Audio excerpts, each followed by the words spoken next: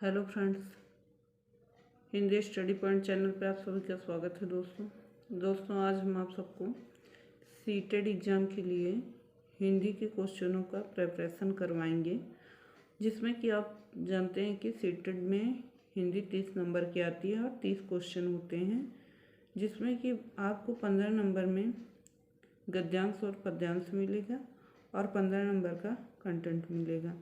तो दोस्तों ये गद्यांश और गद्यांश में आपको 8 नंबर का मिलेगा क्वेश्चन और पद्यांश में 7 नंबर का मिलेगा। तो दोस्तों आइए देखते हैं कि आज का जो पद्यांश है हमारा क्या है। तो दोस्तों ये पंक्ति दी गई है कविता की पंक्ति पढ़कर निम्नलिखित प्रश्नों में सबसे उचित विकल्प चुनिए। तो एक कविता है दोस्तों, जग जीवन में जो चिरमहान सौंदर्यपूर्ण और सत्य प्राण, मैं उसका प्रेमी बनूं नाथ, जिससे मानो हित हो समान, मिले जावे जिसमें अखिल व्यक्ति, जिससे जीवन में मिले शक्ति, छूटे भय संशय अंधभक्ति, मैं वह प्रकाश बन सकूं नाथ। और सबसे पहले जान ले कि ये पंक्ति किसकी है। ये पंक्ति दोस्तों सुमित्रानंदन पंत की है। तो ये पंक्ति सुमित्रानंदन पंत की है। अब इसी पंक्ति से हमको अपने क्वेश्चनों का आंसर भी ढूंढना होगा। तो देख लेते हैं क्वेश्चन क्या है।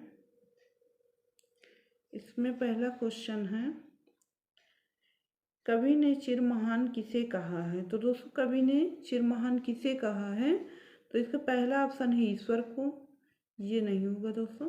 अगला है जो सत्य और सुंदर से संपूर्ण हो, तीसरा है शक्ति को और चौथा है मानव को। तो कवि ने किसे महान कहा है, चिरमहान, तो कवि ने मानव को चिरमहान कहा है दोस्तों, मानव को चिरमहान कहा है। तो इसका डी ऑप्शन राइट आंसर हो जाएगा। अगला क्वेश्चन है,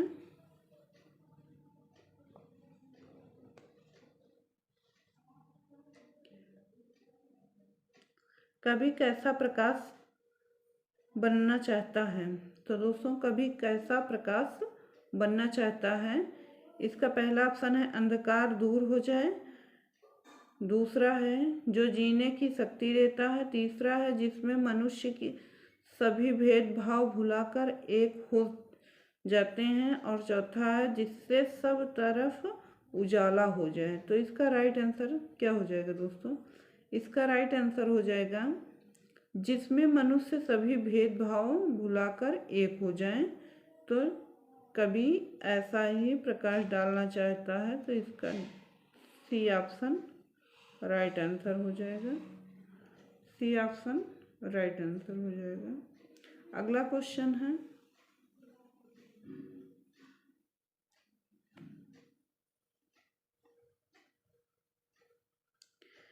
कवि ने अखिल व्यक्ति का प्रयोग क्यों किया है। तो कवि ने अखिल व्यक्ति का प्रयोग क्यों किया है, कवि समस्त विश्व के व्यक्तियों की बात करना चाहता था, इसलिए अखिल व्यक्ति का प्रयोग किया है। और पहले में था इसके कि कवि अमीर लोगों की बात करना चाहता है, तो ये गलत है। कवि भारत के व्यक्तियों की ओर संकेत करना चाहता है, ये भी गलत है। और तीसरा है कवि सांसारिक बात करना चाहता है, ये भी गलत है। और राइट आंसर इसका यही होगा, कवि समस्त विश्व के व्यक्तियों की बात करना चाहता है। तो इसका डी ऑप्शन राइट आंसर हो जाएगा। अगला क्वेश्चन है,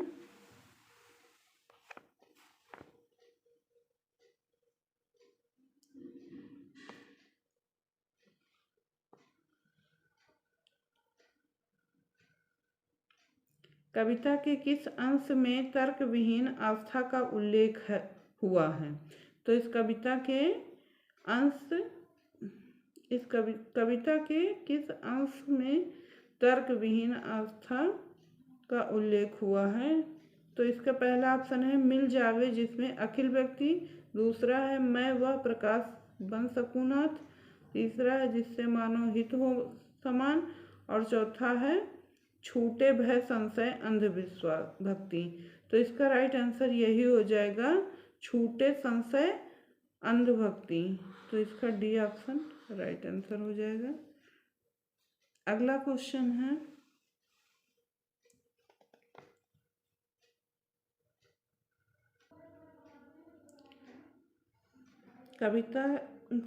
कवि ने कविता की पंक्तियों के अंत में विस्मयादिबोधक चिन्ह का प्रयोग क्यों किया है?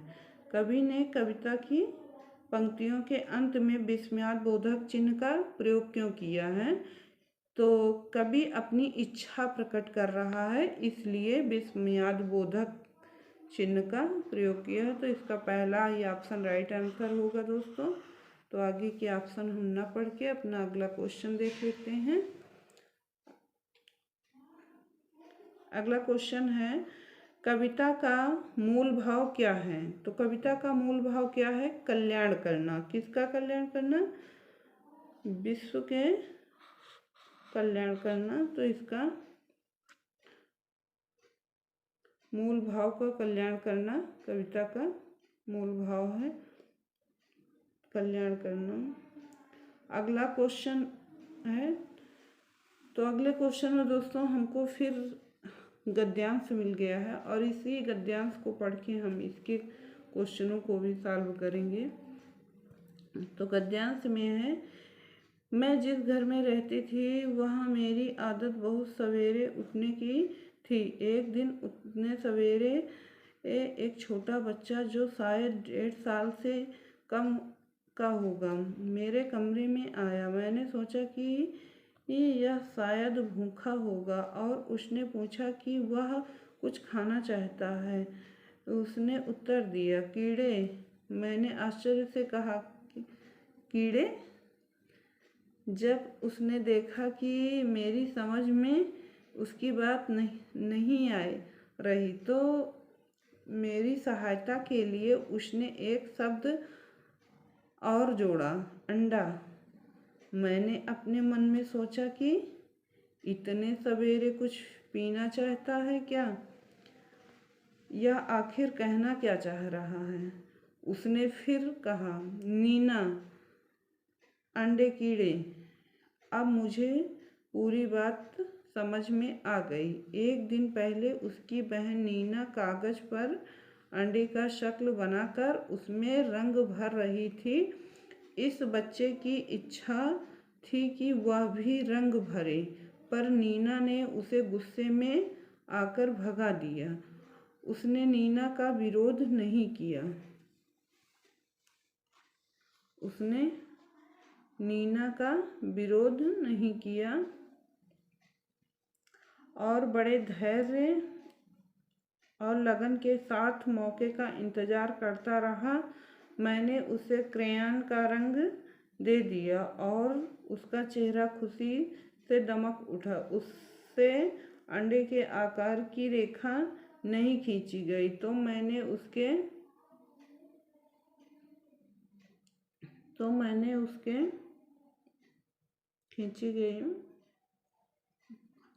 उसके लिए चित्र बना दिया। फिर उसने अपनी टेढ़ी मेढ़ी लकीरों से उसमें रंग भरना शुरू किया। उसकी बहन सीधी रेखाओं में रंग भरती थी और उसने कीड़े की तरह लहरदार रेखाओं में रंग भरा। तो और दोस्तों ये गद्यांश किसका है? तो ये गद्यांश दोस्तों मारिया मॉन्टेसरी द्वारा लिखा गया है दोस्तों, मारिया मॉन्टेसरी द्वारा। तो अब इससे क्वेश्चन जो बने हैं देख लेते हैं कैसे क्वेश्चन बने हैं, क्या है। इसका क्वेश्चन है दोस्तों पहला, बच्चे ने कीड़े के बाद अंडा, नीना, अंडे, कीड़े शब्द का प्रयोग किया क्योंकि।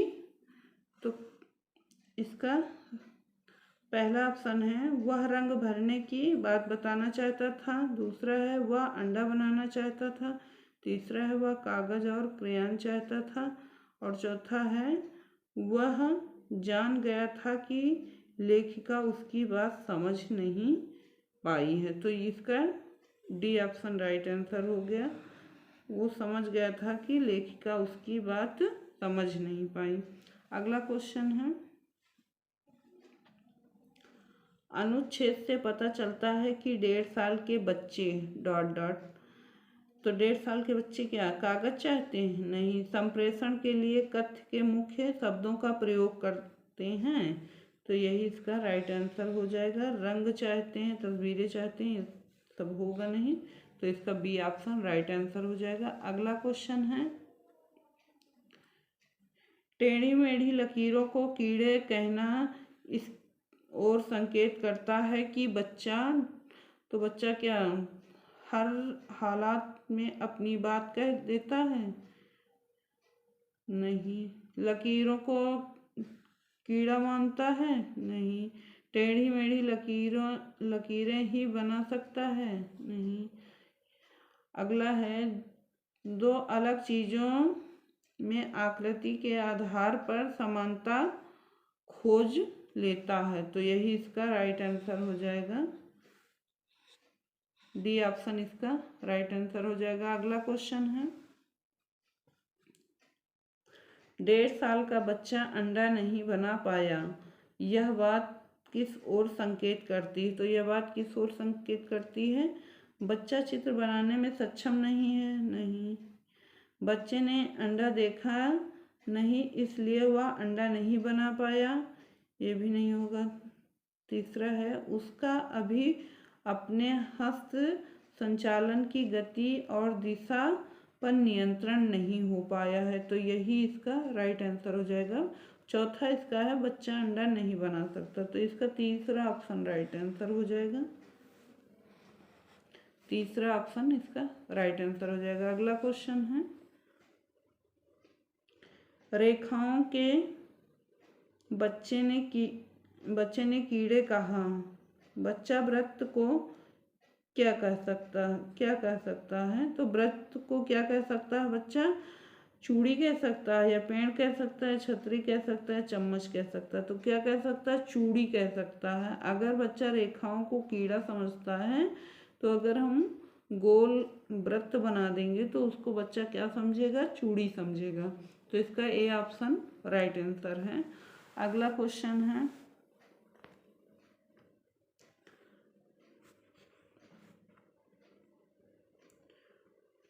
उतने सवेरे पद में उतने शब्द किस ओर संकेत करता है? उतने सवेरे में तो उतने शब्द किस ओर संकेत करता है? तो इसका पहला ऑप्शन है बहुत सवेरे की ओर। दूसरा है सवेरे की वह समय जितने बजे लेखिका को उठने की आदत है। तीसरा है बहुत जल्दी, और चौथा है सवेरे की ओर। तो इसका राइट आंसर हो जाएगा सवेरे का वह समय जितने बजे लेखिका को उठने की आदत है। तो इसका बी ऑप्शन राइट आंसर हो जाएगा। बी ऑप्शन राइट आंसर हो जाएगा। अगला क्वेश्चन है, अनुच्छेद में से मिश्रित वाक्य का उदाहरण है। अनुच्छेद में से मिश्रित वाक्य का उदाहरण क्या है? तो इसका राइट आंसर क्या होगा दोस्तों? इसका पहला ऑप्शन है आखिर कहना क्या चाह रहा है। दूसरा है अब मुझे पूरी बात समझ में आ गई। तीसरा है मैंने आश्चर्य से कहा कीड़े। तो यही इसका राइट आंसर हो जाएगा दोस्तों, मैंने आश्चर्य से कहा कीड़े। तो सी ऑप्शन इसका राइट आंसर है। अगला क्वेश्चन है,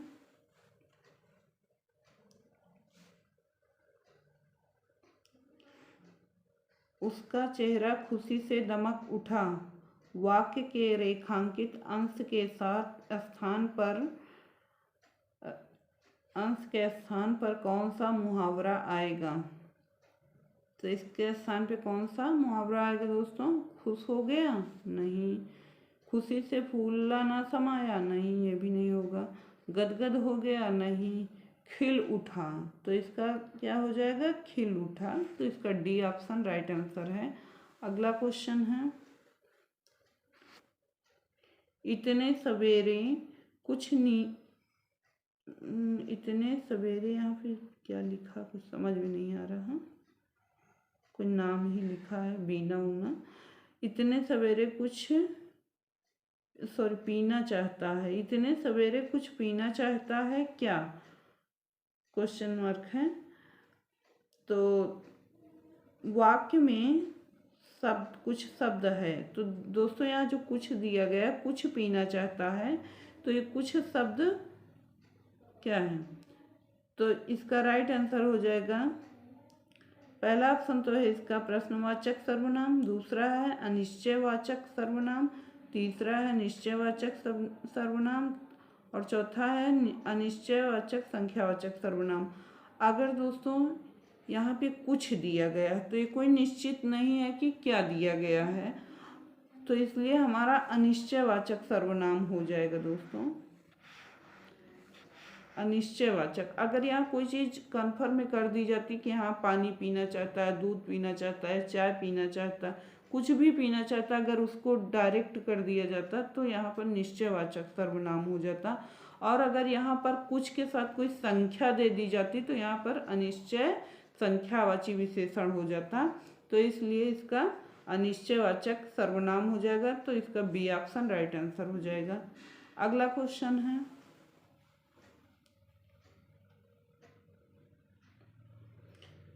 निम्नलिखित प्रश्नों के उत्तर देने के लिए सबसे उचित विकल्प चुनिए।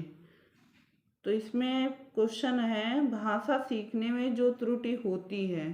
तो दोस्तों भाषा सीखने में जो त्रुटि होती है, इसका पहला ऑप्शन है उन्हें कठोरता से लेना चाहिए, दूसरा है उन्हें जल्दी से दूर किया जाना चाहिए, तीसरा है वे बच्चों की त्रुटियों की ओर संकेत करती है और चौथा है वे सीखने की प्रक्रिया और स्वाभाविक हिस्सा होती हैं जो समय के साथ दूर होने लगती हैं। तो इसका राइट आंसर क्या हो जाएगा दोस्तों, तो इसका राइट आंसर हो जाएगा दोस्तों वे सीखने की प्रक्रिया और स्वाभाविक हिस्सा होती हैं जो समय के साथ दूर होने लगती हैं। तो इसका डी ऑप्शन राइट आंसर हो जाएगा, डी ऑप्शन इसका राइट आंसर हो जाएगा। अगला क्वेश्चन है दोस्तों,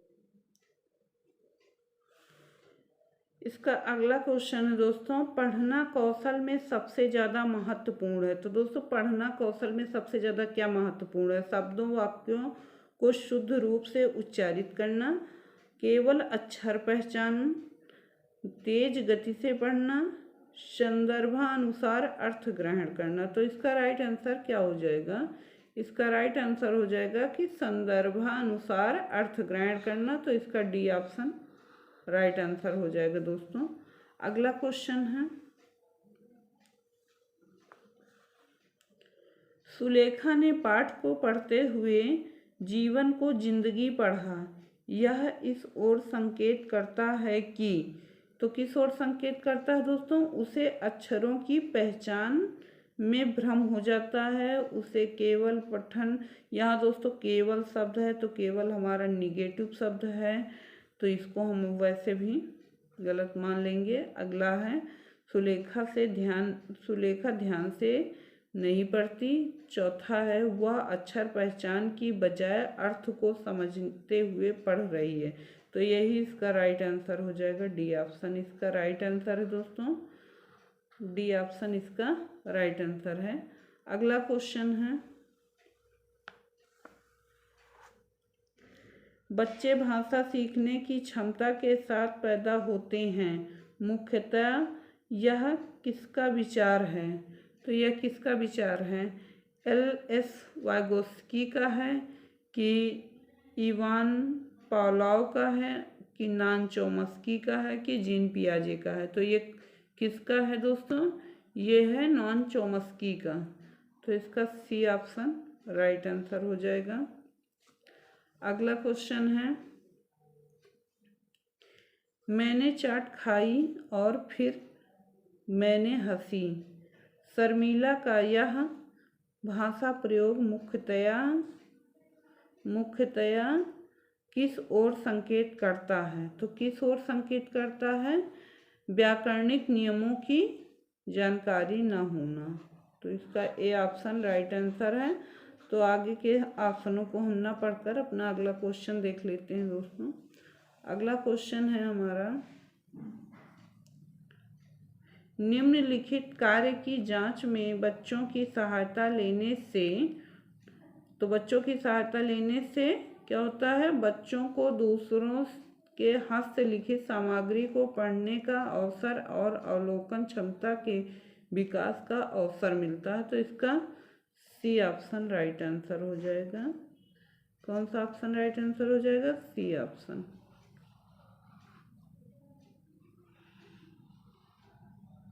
इसका सी ऑप्शन राइट आंसर हो जाएगा। अगला क्वेश्चन है,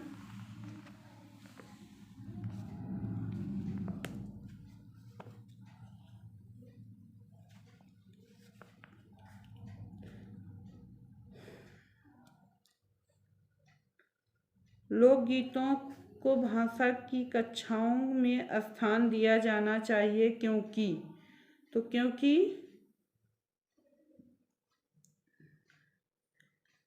क्योंकि लोकगीतों को बढ़ावा देना भाषा शिक्षण का मुख्य उद्देश्य है। नहीं, लोकगीत गाए जा सकते हैं, नहीं, केवल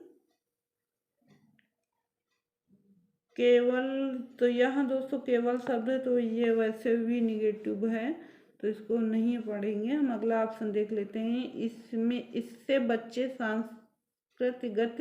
संस्कृतिगत विशेषताओं से परिचित होते हैं। तो यही इसका राइट आंसर हो जाएगा। डी ऑप्शन इसका राइट आंसर है। अगला क्वेश्चन है, डी ऑप्शन इसका राइट आंसर है दोस्तों। अगला क्वेश्चन है,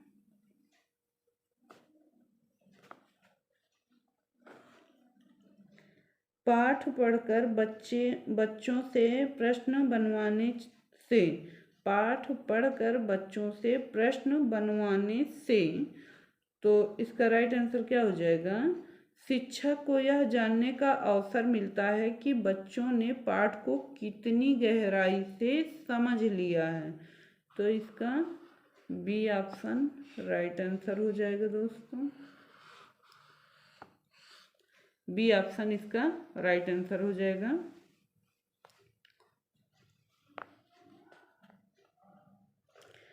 अगला क्वेश्चन है, किसी भाषा कक्षा में कहानी कथन की आवश्यकता के संदर्भ में कौन सा तर्क उचित नहीं है? तो इसमें कौन सा तर्क उचित नहीं है? सभी बच्चों की क्षमता अनुसार कल्पना शक्ति का विकास होता है। तो इसका डी ऑप्शन राइट आंसर है। डी ऑप्शन इसका राइट आंसर है। अगला क्वेश्चन है,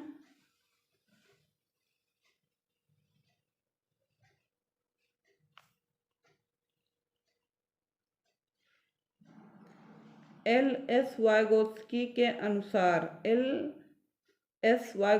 के अनुसार भाषा एक अर्जित योग्यता है। तो इसका डी ऑप्शन राइट आंसर हो जाएगा दोस्तों। अगला क्वेश्चन है,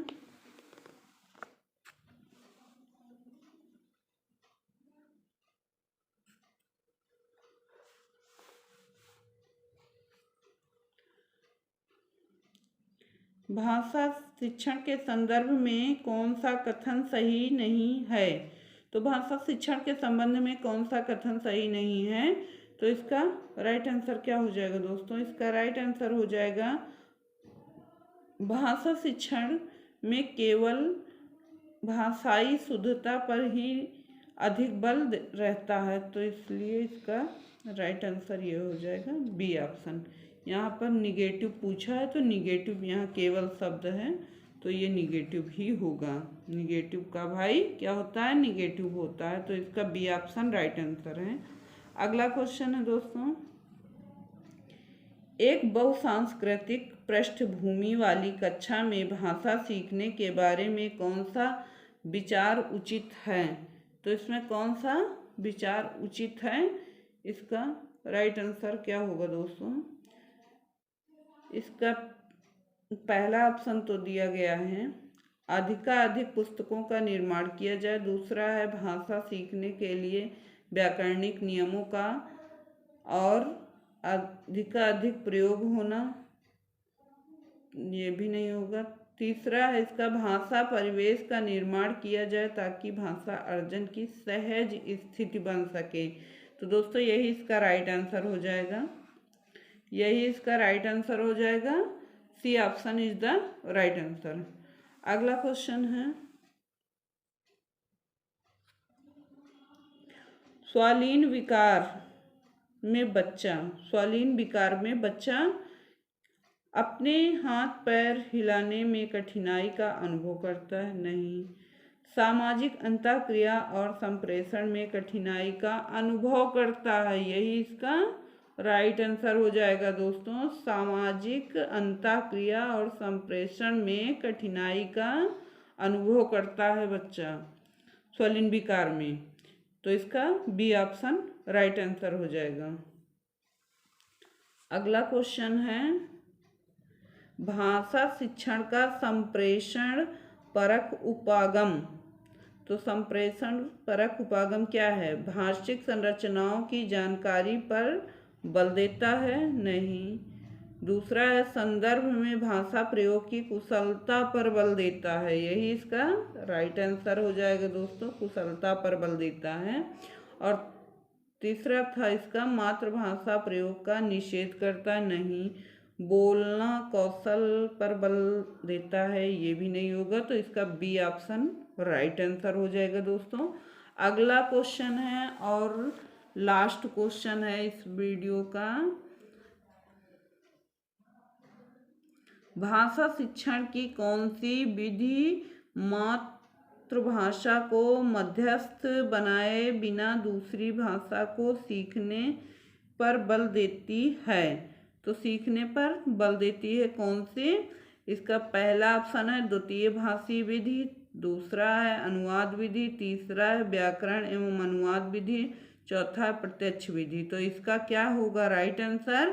राइट आंसर हो जाएगा प्रत्यक्ष विधि। तो इसका डी ऑप्शन इस प्रकार से राइट आंसर होगा दोस्तों। तो दोस्तों आज के लिए बस इतना ही, फिर हम मिलेंगे आप सबको नए क्वेश्चनों के साथ। और दोस्तों वीडियो का लेवल भले ही लो है, लेकिन ये क्वेश्चनों का लेवल नहीं लो दोस्तों। ये सीटेड एग्जाम में बार बार आए हुए क्वेश्चन है, प्रीवियस ईयर के क्वेश्चन है दोस्तों। तो इसलिए वीडियो को पूरा देखा करें, अंत तक देखा करें और एक भी वीडियो मिस ना करें। जितनी भी वीडियो पर डे मेरी एक वीडियो यूट्यूब पे पड़ती है और आप पूरी वीडियो देखा करें। लाइक शेयर सब्सक्राइब कमेंट जरूर करा करें दोस्तों। धन्यवाद दोस्तों।